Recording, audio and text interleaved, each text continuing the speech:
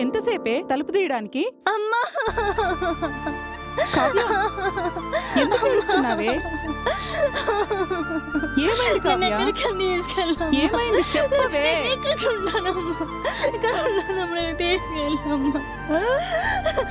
సరే సరే, లోపలికి పద. దా, కూర్చో. అమ్మా నేను ఎందుకే ఇంతగా ఏడుస్తున్నావు? ఏం జరిగిందో చెప్తే కదా అర్థమయ్యేది. అమ్మా